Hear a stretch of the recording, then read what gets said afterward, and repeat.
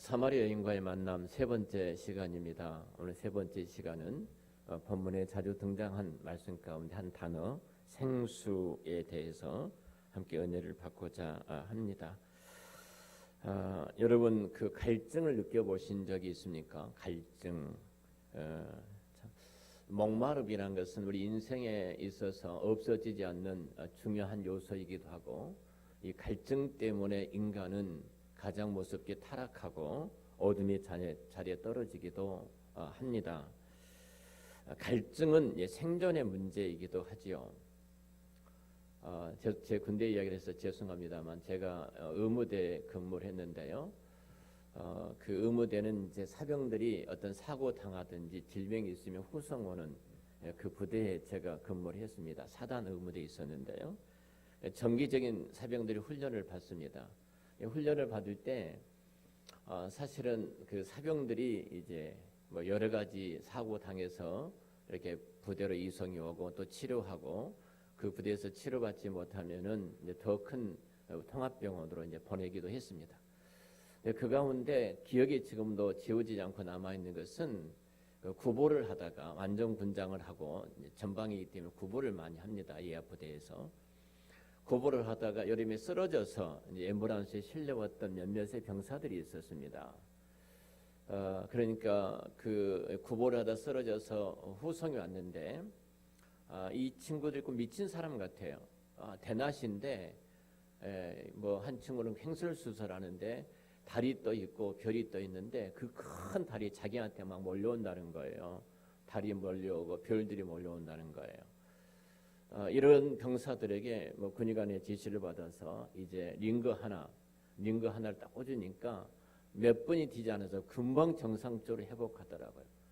그 몸에 있는 소금과 물이 빠져나갔을 때 찾아오는 현상입니다. 그걸 보면서 이야, 참 물이 너무너무 중요하구나. 이 달리면서 얼마나 갈증이 있었을까, 그런 생각을 한 적이 있습니다. 여러분, 물은 말 그대로 우리 몸의 건 70% 이상, 그 85%까지 물로 되어 있다고 그렇게 하지 않습니까? 사실은 우리가 2%만 물이 부족해도요 갈증을 느끼고, 5%가 오면 아까 그 사병처럼 혼수 상태로 변한 것이 사람의 신체적인 구조입니다. 그러니까 우리 몸에 있는 물이 12%만 빠져나가도요 사람은 이제 죽는다고 말을 하지요. 어떻게 보면은 그 세상을 하나님께서 만드실 때 궁창 위의 물과 궁창 아래의 물로 나누시고 그 물로서 하나님 모든 세계를 창조해 가신 것을 보게 되어지는데요. 특별히 물이 없으면 살지 못하도록 동식물이든 사람이든 그렇게 하나님께서 창조하셨습니다. 물이 없으면 살 수가 없어요. 우리 인체 구조도 마찬가지고요. 모든 세상이 물이 없으면 존재할 수가 없습니다. 다행히 사실 우리는 마실 물이 늘 곁에 있기 때문에 괜찮죠. 그런데 물이 없다고 한번 가정을 해보십시오. 우리는 한순간에 죽어가게 될 것입니다. 아마도 목이 마르는 그 욕구보다도 더 무서운 욕구, 더 충격적인 욕구는 이 세상에 없을 것입니다. 가장 큰 욕구가 있다면 여러분, 목이 마르는 욕구, 물을 찾는 욕구일 것입니다.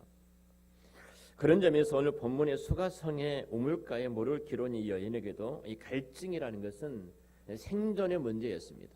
우리가 지난 시간 동일하게 살펴봤던 것처럼 이 여인에게는 5명의 남편이 있었고요.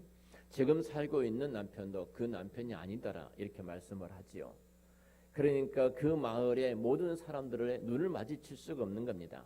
부정한 여인이고 더러운 여인이고 손가락질을 당할 수밖에 없고, 여러분 아낙네들이 더불어서 함께 물동이를 메고 우물 가서 여러분 가정사를 이야기하고 모든 인간의 마음을 털어놓고 이야기하는 그 공동체가 우물 공동체거든요. 근데 이 우물에 함께 할 수가 없는 것입니다. 모든 여인들은 혹시 저 이상한 저 여자가 하여튼 그 간음 여인인데 이 여인이 내 남편을 또 손짓해가지고 이런 못된 짓거리 하지 않을까, 이런 등등의 생각을 하기 때문에 왕따를 당할 수밖에 없죠. 버려진 여인이고 불행한 여인이었습니다. 근데 정말로 그런데 이 갈증 때문에 물동이를 메고 물을 기르러 갈 수밖에 없는 것입니다. 밖에 나가기도 싫습니다. 그렇지 않겠어요? 밖에 나가기도 싫고 누구 만날 수도 없는 겁니다. 만나고 눈을 마주치는 순간 그들의 비난과 그들의 조롱과 그들의 욕설을 얼마나 많이 들을 수밖에 없는데 어떻게 사람 있는 곳에 갈 수 있겠습니까? 대부분이 서늘한 석양에 아낙네들은 물동이를 메고 이 우물가에서 야곱의 우물에서 물을 길러 갑니다. 그런데 이 여인은 아무도 사람들이 등장하지 않는 다 시원한 그늘 밑에서 누워있는 그 정오의 시간에 물동이를 메고 외롭게 이 우물가에 물을 길러 왔다는 사실입니다. 여러분, 찾아가지 않을 수가 없는 거예요. 그 갈증 때문에 정말로 나가기 싫고 가기 싫지만 내 목의 갈증 때문에 물동이를 메고 물을 길러 갈 수밖에 없는 이 여인을 한번 생각해 보세요. 사람의 눈을 피하고 싶고 사람을 만나기 싫어. 그 나가기 싫습니다. 지금처럼 전화 한 통해서 물을 시켜 먹으면 되겠습니다만 여러분, 그래서 우리는 갈증을 그렇게 잘 못 느낍니다. 여러분, 몇 년 전만 해도요, 우리나라에서 물을 사 먹지를 않았습니다. 그렇잖아요. 제가 그 91년도에 인도네시아 바탐섬을 갔는데요. 그 집사님이 조선소를 하고 계셨습니다. 그곳에 갔는데 얼마나 덥냐면요. 침을 뱉으면은 그 철판이 침이 치치하고 금방 사라지더라고요. 이런 게 떼약 뱉어서 이렇게 만들고 계시더라고요. 근데 우리가 깜빡하고 물을 안 가지고 간 거예요. 바탐섬에 갈 때. 싱가포르에서 배를 타고 조금만 가면 바탐섬인데요. 근데 그 다들 갈증 나지만 물을 어떻게 구할 수가 없는데 그 집사님이 물병을 다 들고 가서 하나씩 나눠주시더라고요. 얼마나 고마운지. 근데 이런 말씀을 하셔요. 목사님, 이 물이 휘발유보다 더 비쌉니다. 당시에 그 인도네시아에서는 거기 바탐섬에서는 이 물 한 병이 휘발유보다 더 비쌌어요. 우리나라는 물 사 먹지 않았어요. 돈 있는 사람이라 좀 몇 사람 사 먹었을까. 거의 물을 우리 그냥 먹었던 때거든요. 야, 이 나라 물 가지고 와서 팔면은 정말 봉이 긴 솜다리 돈 벌었던 것처럼 물 가지고 와서 팔면 돈 벌겠구나. 그런 생각을 순간적으로 물이 비싸다 가니까 그런 생각을 했는데요. 여러분, 한번 이 여인은 나가기 싫습니다. 그러나 나갈 수밖에 없습니다. 나갈 수밖에 없는 그 창피하고 부끄럽지만 땡빛이 내리쬐는 그 정오 시간에 아무도 사람도 다니지 않은 그 시간에 물동이를 메고 나갈 수밖에 없었던 그것은 갈증 때문에 나갈 수밖에 없었던 것입니다. 자, 여기서 우리가 지금 중요한 것은 이 사건을 가지고 성경은 이 사건을 통해서 생수와 하나님과 연결시켜서 이 말씀을 전개하고 있는 것을 보게 됩니다. 갈증 때문에 물을 길어왔던 이 여인의 사건을 생수와 연결시켜서 하나님과 지금 말씀을 같이 하고 있거든요. 이 말입니다. 사람이 한시도 물이 없으면 살 수가 없는 것처럼 인간은요, 하나님 없이는 살 수가 없는 존재입니다. 하나님 없이는 살아갈 수 없는 존재. 물이 없어서 살아갈 수 있어. 그래서 사람들은 하나님 없이도 살아갈 수 있는 겁니다. 인간 육체를 입고 있는 인간은 물이 없으면 생존이 불가능합니다. 동일하게 사람은 하나님 없이는 살아갈 수가 없어요. 하나님은 이런 방법을 통해서 지금 교육을 하고 있습니다. 사마리아 여인에게 지금 예수님께서 생수에 대해서 말씀을 하고 계시죠. 자, 10절에 이렇게 말합니다. 예수께서 대답하여 이르시되 내가 만일 하나님의 선물과 또 내게 물을 좀 달라 하는 이가 누구인 줄 알았더라면 네가 그에게 구하였을 것이요 그가 생수를 내게 주었으리라. 예수님께서 생수에 관한 이야기를 합니다. 생수에 관한 이야기를 할 때요, 유대인들은 이 생수에 관한 모든 구약의 말씀들이 머리에 떠오를 수밖에 없는 거예요. 사람은 직업에 따라서 보이잖아요. 직업에. 여러분, 직분자 훈련을 이번에 그 교육받은 피택된 장로님 가운데 한 분이 의사이십니다. 그래서 제가 이제 이분하고 이야기를 이렇게 끝나고 나서 잠깐 했습니다. 제 몸이 안 좋아서 이런 이야기 저런 이야기 했어요. 내가 그 집사님한테 했어요. 집사님은 사람 보면 뭐가 먼저 생각납니까? 어디가 아프겠다고 생각난다니까. 얼굴 보면 한 사람 어디가 아프겠다. 명의입니다. 그 사람은. 그런 명의. 그래서 제가 그 말을 하길래 집사님은 명의십니다. 굉장히 좋아하시더라고요. 제가 2월 달에 그 교회 집회를 가는데요. 집회라고 사로 집회하는 겁니다. 일주일에 하는 것이 아니라. 한번 생각을 해보십시오. 사람은 직업에 따라서 보이는 거예요. 학습된 내용에 따라서 모든 것을 보게 돼 있어요.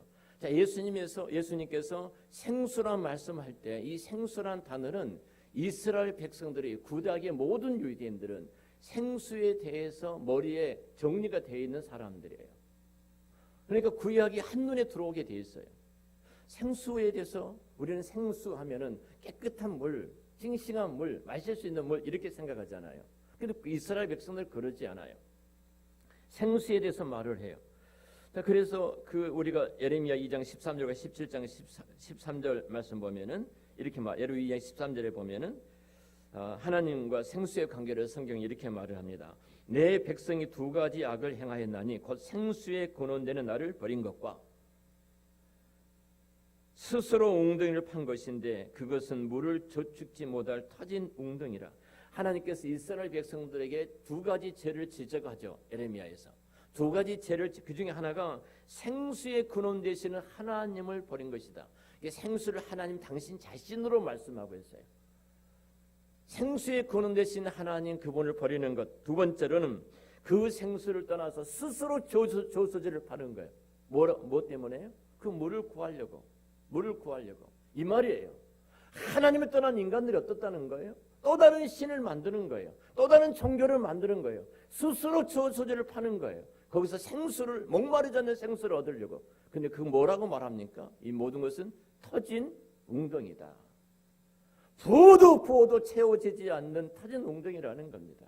그 갈증은 끊임없이 계속 찾아올 수밖에 없다는 겁니다. 결코 어떤 것으로도 만족할 수가 없다 이 말씀입니다. 하나님은 생수의 근원입니다. 그분으로부터서 물이 나옵니다. 그 생수는 살아있는 물을 먹을 때 사람은 살게 됩니다. 이 물 외에 다른 저수지를 파서 물을 만들고 그 물을 얻은 순간 여러분 그는 죽음의 물이고 그는 사망의 물이고 그는 어둠의 물이고 끊임없이 갈증과 목마름 속에 살아갈 수밖에 없는 비참한 물이 저수지의 물입니다. 여러분, 자, 하나님 우리의 주인인 줄을 믿습니다. 하나님이 우리의 주인이에요.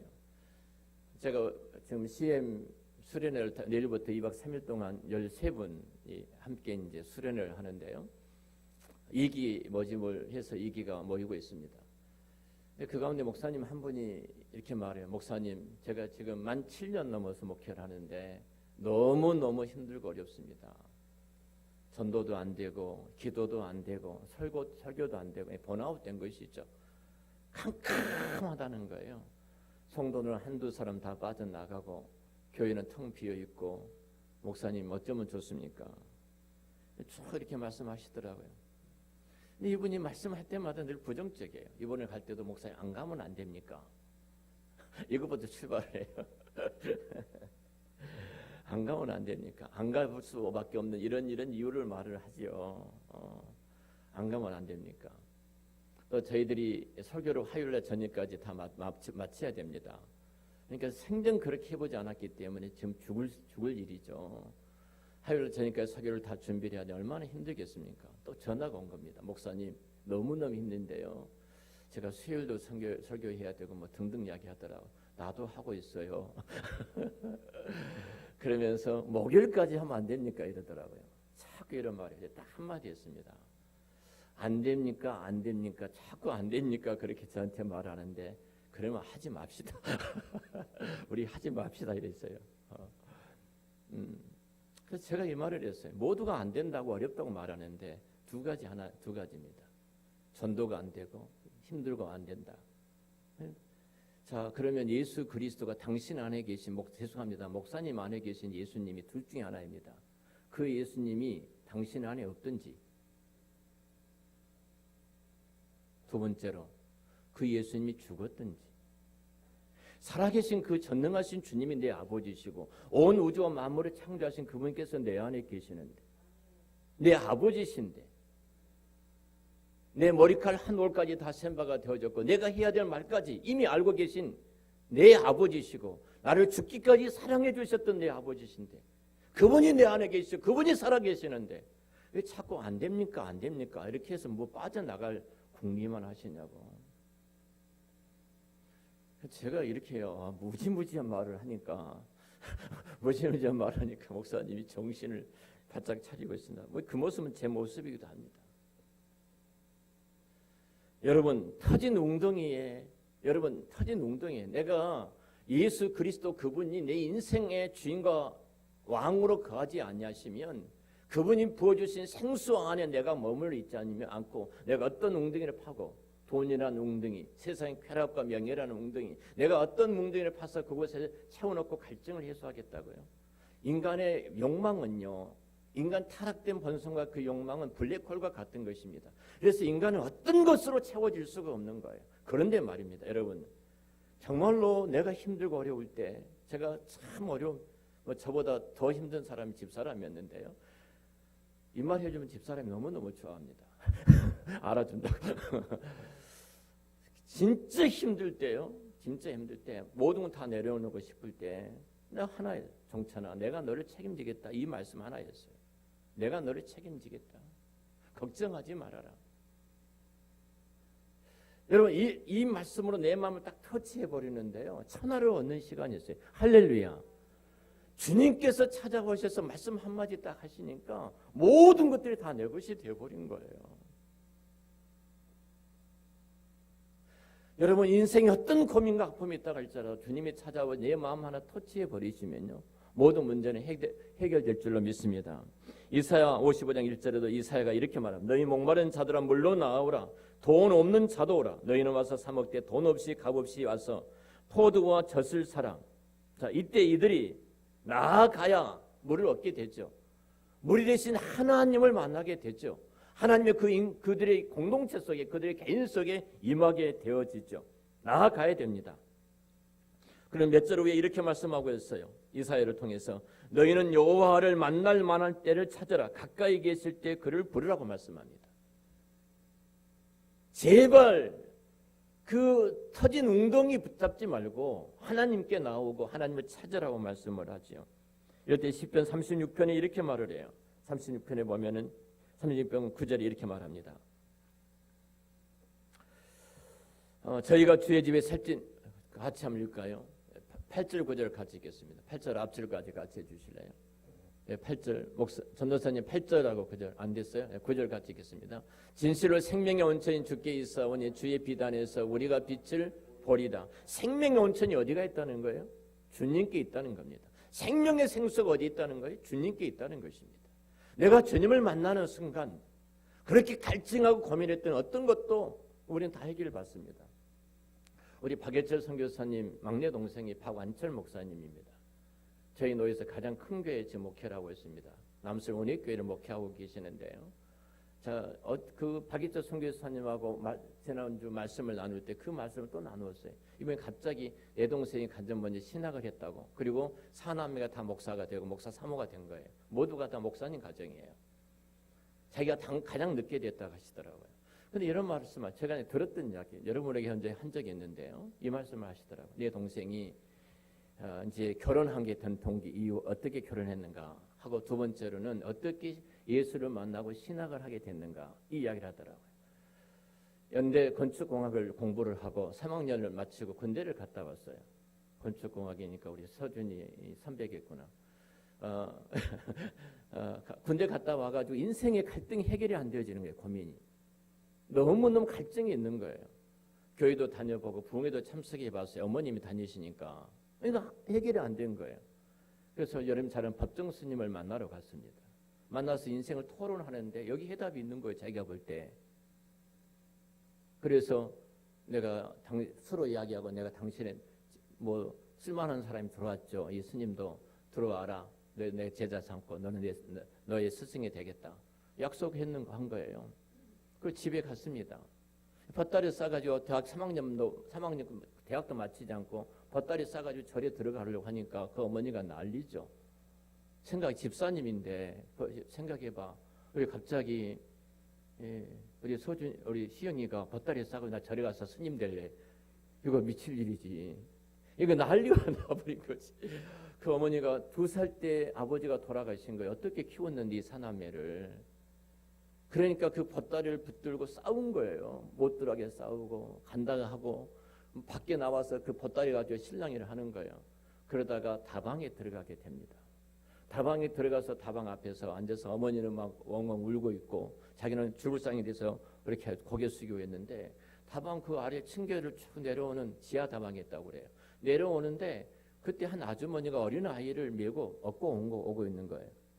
어린아이를 업고서 내려오는데 내려오다가 이 박한철 목사가 너는 희를 보니까 옆 사람이 테이블에 앉아 있는 거예요.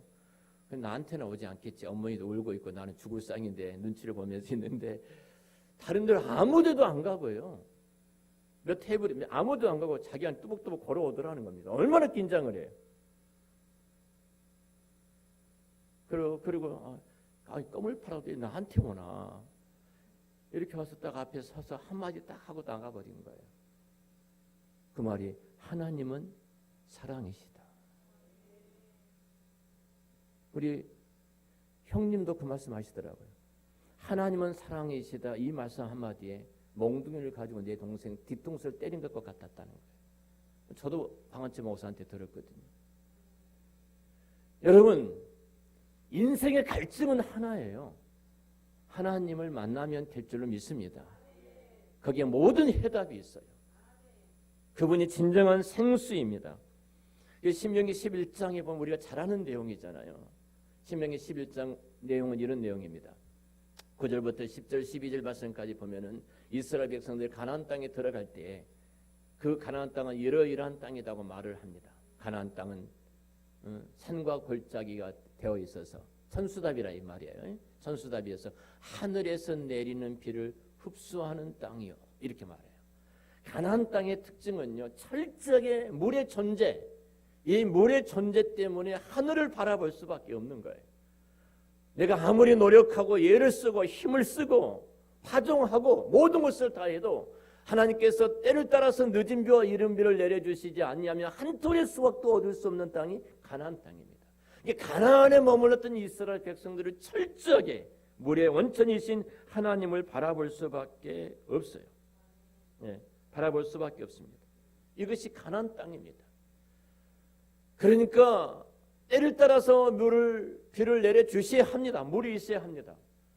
때를 따라서 늦은 비를 내려주셔야 되고 때를 따라서 이른 비를 내려주셔야 합니다. 그래야만이 생존할 수 있고 마시고 살아갈 수 있는 땅이 가나안 땅입니다. 그러니까 가나안 땅의 특징을 통해서 철저히 하나님은 그 물의 근원이신 하나님만을 바라보도록 만드신 땅이 가나안 땅이에요. 혹시 여러분 인생 가운데 그러지 않습니까? 내가 지금 갈증이 있습니다. 여러 사업장에서 일터에서 직장에서 개인적인 여러 갈등이 있을 수 있습니다. 주님은 그 일을 통해서 나를 바라보라는 겁니다. 내가 노력하고 애쓴 것도 내가 잘한다. 그러나 마지막 결제는 내가 해줄게. 나를 바라봐. 내가 생수야. 이렇게 말씀하고 있어요. 에스겔서 47장에도 동일하게 마찬가지입니다. 성전에서 물이 흘러나오죠. 성전에서 물이 흘러나옵니다. 이 사실을 지금 쭉 설명을 하고 있어요. 이렇게 이야기를 합니다. 에스겔을 하나님께서 한 골짜기에 하나님의 사자가 한 골짜기로 에스겔을 데리고 간 거예요. 데려갔더니 수많은 시체와 뼈들이 널브러져 있는 거예요. 어마어마한 그 골짜기 뼈들이 많이 있는 거예요. 하나님 사자 여호와의 사자가 말합니다. 에스겔아, 이 뼈들이 살아날 것 같으냐고 물어요. 살아날 것 같아요? 여러분 주변에 예수를 대충 믿고 잘 안 믿고 진짜 저 사람 지옥 갈 수 있습니다. 이런 사람 보면 저 사람이 천국 갈 것 같아요? 우리는 전도도 안 하죠. 그런 사람은 지옥 갈 것이다 생각을 하고 살아날 것 같으냐 이렇게 묻는 거예요. 에스겔이 뭐라고 하든 과학적인 논리로는요. 이 뼈만 남았는데 어떻게 살아날 수 있어요? 그래서 딱 한마디 합니다. 주께서 아십니다. 나는 모르는 거예요. 우리 이성과 논리와 상식으로는 일어날 수 없는 일입니다. 그런데 주님이 아십니다. 그때 에스겔에 대언하라 이렇게 말합니다. 뼈들아 살아나라 이렇게 말을 합니다. 그 말을 하나님의 말씀을 선포하라는 겁니다. 하나님은 사랑이시다 그 한마디 말을 아이를 업고 껌팔로 왔던 그 아주머니 말 앞에 인생의 갈증을 느꼈던 이 친구가 무릎을 꿇고 회개하고 모든 문제 해결되고 신학을 하고 목 졸업하라고 신학교에 왔던 것처럼 하나님은 그렇게 일해가신 줄로 믿습니다. 자, 대언했더니 말씀을 선포해 살아나라 말씀을 선포했더니 그 많은 뼈와 뼈들이 서로가 정상적으로 맞춰지기를 시작하는 겁니다.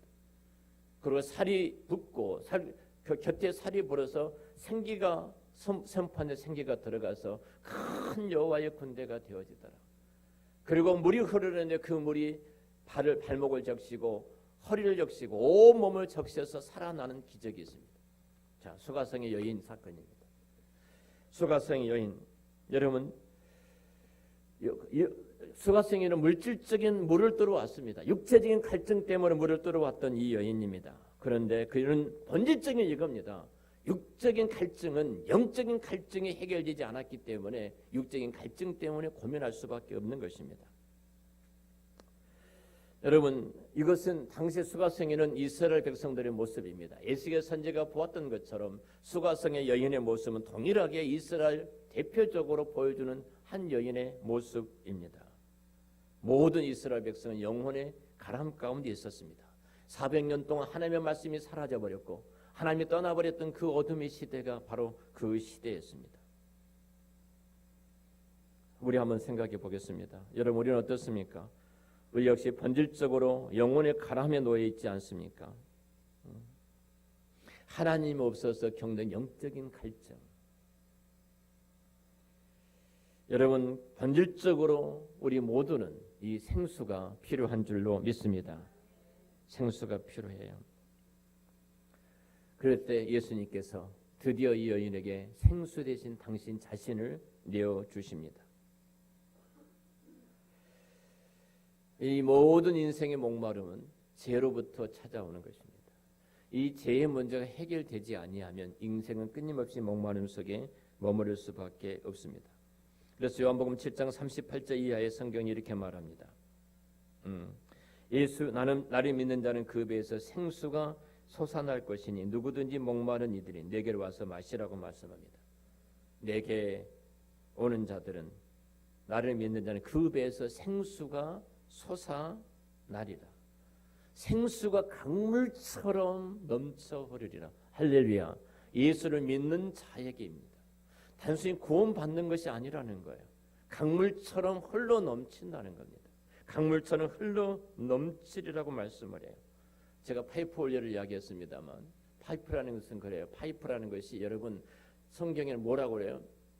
받는 자보다 주는 자가 더 복이 있다. 할렐루야 이렇게 말씀하잖아요. 제발 짓지 마시고요. 손을 펴십시오. 이게 파이프 원리거든요.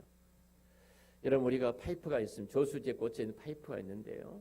우리 이렇게 말합니다. 큰 항아리에다가 뭘 쌓아놓고 퍼주려고 말을 합니다. 그건 제한된 것입니다. 내가 내가 일을 채워놓고 그 일을 내가 퍼주겠다 하면은 일밖에 들어오질 않습니다.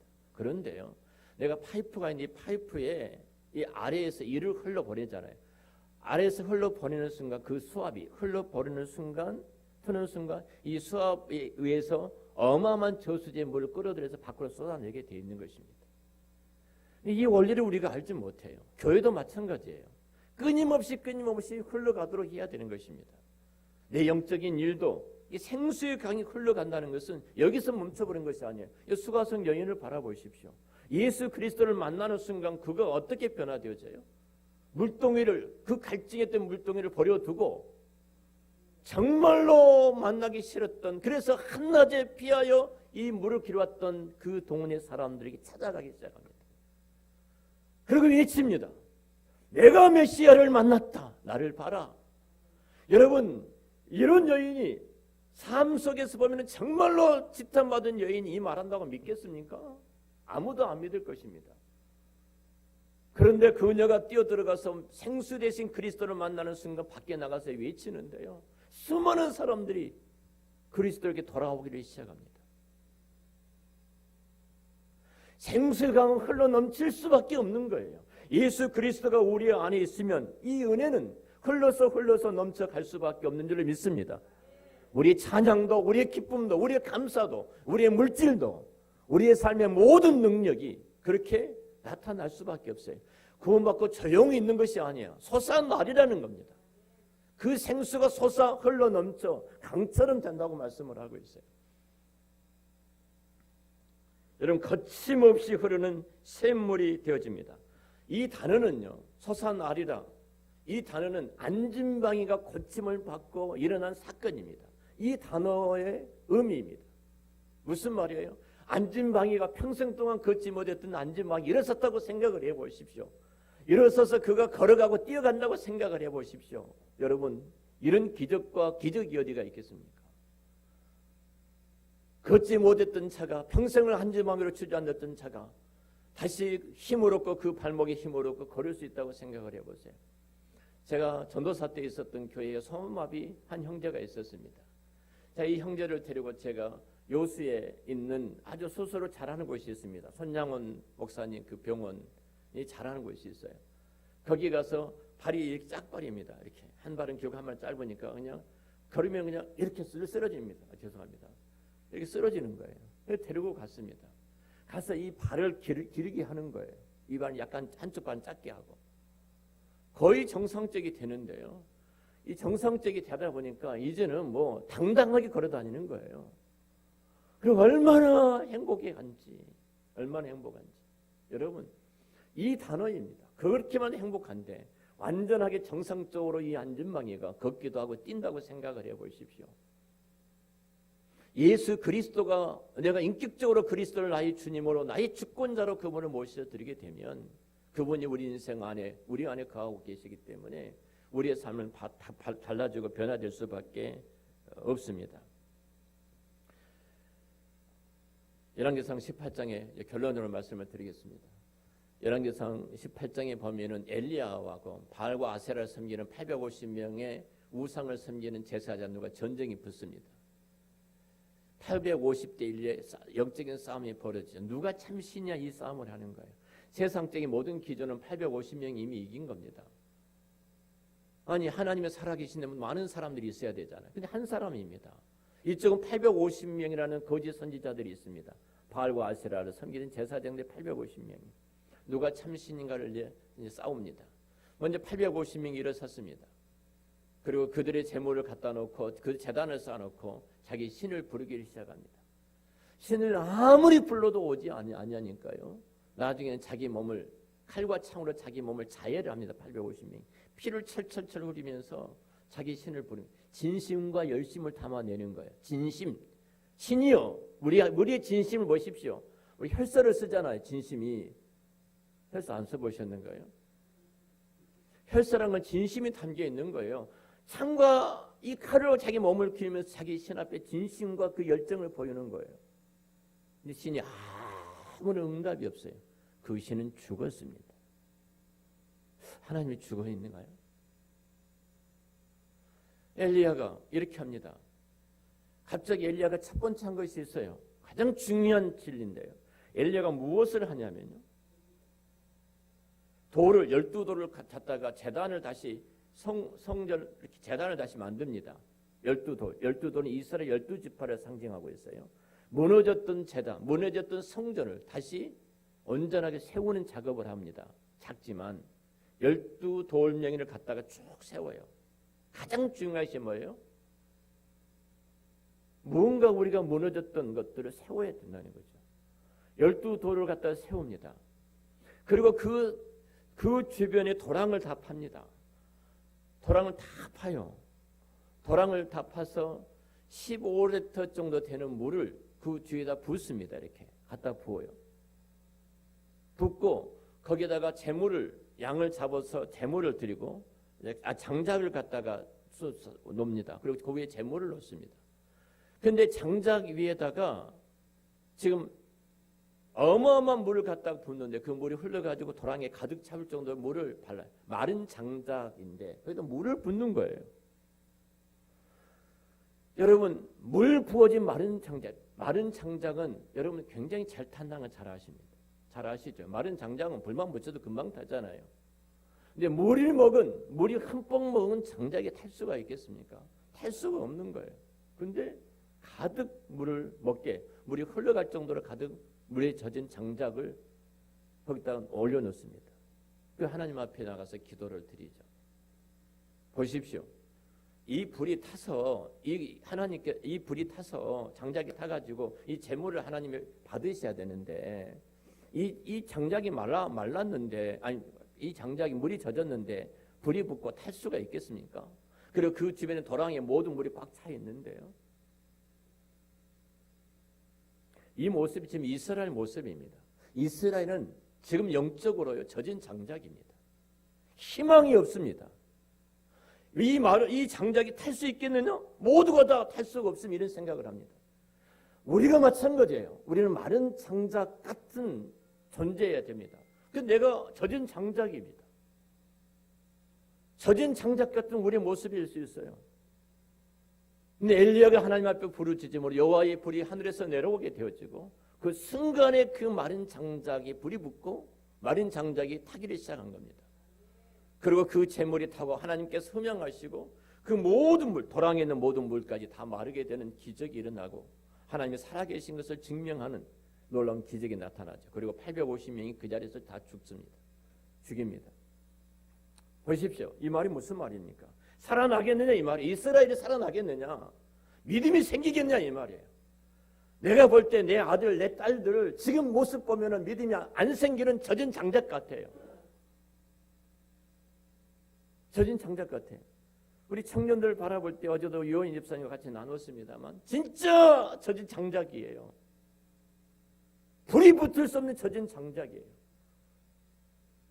근데 무슨 말이에요? 여호와께서 임하는 순간, 하나님이 임재하신 순간 그 장작이 불이 붙고 여호와께서 그 제물을 받으셨어요. 여러분, 어디서 하나님께서 이 불을 태우실까요? 성경은 예배입니다. 할렐루야. 예배예요. 지금 이 본문이 예배로 끌고 가고 있는 거예요. 다음 주 예배에 대해서 말씀을 드리기, 예배로 이끌고 가고 있는 거예요. 젖은 장작이 타오르고 마른 장작이 될 수 있었던 것은 하나님이 받으시는 정말로 거룩한 믿음의 역사가 나타날 수 있는 것은 하나님의 예배 공동체를 통해서 그 일을 이루실 줄로 믿습니다. 여러분 한번 생각해 보십시오. 이렇게 해볼까요? 여러분이 1년 52주입니다. 1년 52주 동안 한 번도 예배 안 빠지면 하나님께서 너 소원 하나 들어주겠다. 어떤 소원도 들어주겠다. 그러면 예배 빠지실래요? 안 빠지실래요? 안 빠질 겁니다. 안 빠질 거예요. 자, 또 하나 질문해 보죠. 앞으로 10년 동안 예배에 빠지지 않고 참석한다면 내가 100억을 주겠다. 빠지지 안 빠져요? 아무도 안 빠질 것입니다. 근데 하나님이 100억보다 더 작습니까? 하나님께 여러분 인생 한번 붙드시면요, 1000억과 조언은 순식간에 여러분 주머니에 들어오게 될 줄을 믿습니다. 온 우주 만물의 주인이 하나님이셔요. 하나님이십니다. 자, 내가 그런데 이렇게 하지 못한 이유가 무엇입니까? 내가 젖은 장작이기 때문에 그러지를 못하는 것입니다. 우리는 스스로, 이 말은 내 스스로 불태울 수가 없다는 거예요. 내 스스로가. 누가 태워주셔야 돼요? 하나님이 태워주셔야 됩니다. 소가성의 여인에게 주님께서 찾아오셔서 그 여인은 평생을 육적인 가람을 위해서 이렇게 몸부림치지만 영원한 생수를 얻지 못하는 그녀에게 주님은 찾아오셔서 생수를 주께서 그녀에게 허락하신 줄을 믿습니다. 주님이 살려주신 거예요. 주께서 은혜를 베풀어 주신 거예요.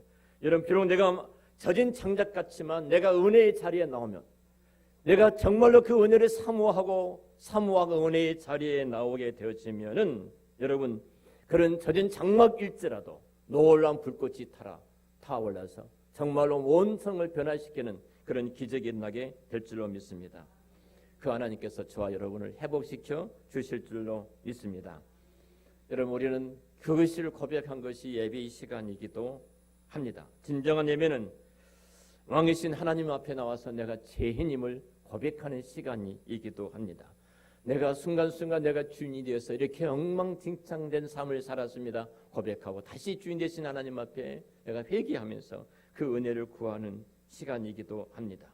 이처럼 우리 예배 시간을 통해서 주의 말씀이 내 안에 들어오고 그 말씀이 내 심령을 어루만져 주실 때 젖은 장작 같은 우리에게도 불꽃이 타오를 줄로 믿습니다.